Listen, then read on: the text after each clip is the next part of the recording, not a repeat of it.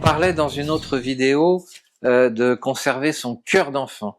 Mais souvent, quand on dit conserver son cœur d'enfant, surtout chez les hommes, c'est ah oui, mais faut être sérieux, faut savoir se faire respecter, il faut défendre son point de vue, défendre son beefsteak. Et on peut pas le faire en ayant son cœur d'enfant. Voilà. Alors ça, c'est des trucs qui me dépassent, ça, parce que Oui, c'est le contraire en réalité. C'est pour pouvoir faire tout ce que tu viens de décrire, c'est-à-dire justement avoir de l'autorité, pour pouvoir véritablement développer sa créativité, on est obligé de repasser par soi, par son cœur d'enfant en particulier, c'est vrai, pour une raison très simple, c'est que c'est elle qui a moins de peur, qui a pas de peur.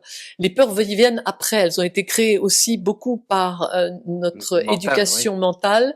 Et quand on est enfant, on n'a pas autant de peurs. On a des peurs nocturnes, certes, on peut avoir des peurs, mais ce sont des peurs qui ont souvent été engrammées dans le cerveau par l'inconscient collectif ou par des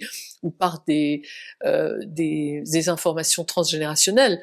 Mais en réalité, il faut retrouver son cœur d'enfant parce que c'est en retrouvant son cœur d'enfant qu'on retrouve son individuation, c'est-à-dire sa véritable capacité à comprendre, à nous aimer de nouveau, à nous accepter tels que nous sommes, avec nos vulnérabilités, avec nos petitesses, mais tels que nous sommes, et à surtout permettre au cœur de rester donc le guide, de juger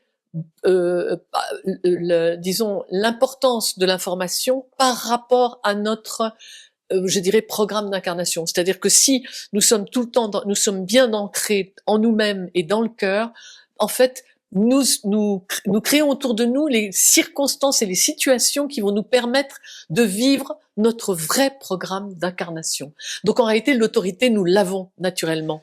On la retrouve, tu vois. Quand tu parles du cœur comme ça, tu parles de l'âme, en fait, qui est derrière. Exactement. Puisque notre âme aspire à une réalité qui est sienne. C'est là peut-être notre vrai programme ou notre vraie programmation si on parle en informatique.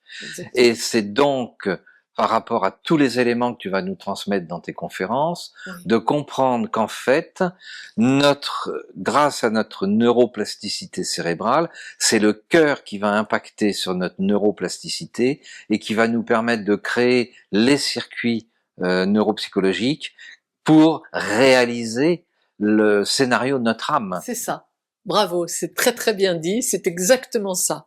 Du coup, on n'a plus peur de personne et on n'est plus influencé par personne, sauf si l'influence d'un tel ou un tel fait partie de la nourriture dont que nous devons mettre pour, je dirais, diriger bien notre attelage. Donc on a vraiment besoin d'écouter son âme et de la comprendre. Ça, c'est quand même un travail qu'on nous a pas enseigné à l'école ni dans nos familles, puisque c'est le mental qui prédomine et on nous a appris à être dans la rationalité, dans le calcul, de faire des choix sécuritaires, mais tout ça, ça fait en sorte que notre âme, elle est en survivance. Alors, tout n'est pas forcément contradictoire. Ce qui est très intéressant, c'est que pour rejoindre notre âme, nous avons en fait notre cœur pour rejoindre notre âme.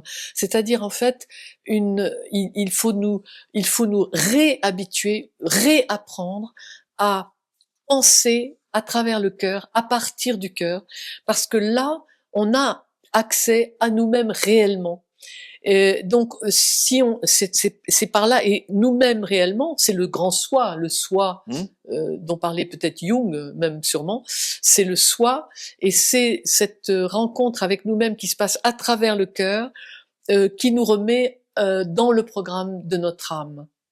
Tu vois, c'est dans ce sens-là. C'est là où j'arrive sur un petit bout de ton livre, là, où tu parles de Novalis, qui est un poète, romancier, philosophe, de l'électorat de Saxe, c'est-à-dire en fait de la région de la Saxe, on va l'expliquer comme ça, et qui s'intéresse aux sciences et laisse après sa mort prématurée des milliers de notes. Et il dit, entre autres, le siège de l'âme est là où le monde intérieur et le monde extérieur sont en contact. C'est ce qu'il écrivait au XVIIIe siècle. Là où l'âme et le cœur se pénètrent, il est dans chaque point de l'interpénétration. Et c'est quoi l'instrument? C'est le cœur. Qui va capter voilà. l'information de l'âme. Exactement, okay. Exactement. Parce que le cœur est relié à une dimension hors espace-temps, hors de notre espace-temps. Et au niveau quantique, matière et énergie proviennent de quelque chose qui n'est ni matière, ni énergie, et les physiciens l'appellent singularité. Nous sommes singuliers. Des singularités ambulantes. Ambulantes.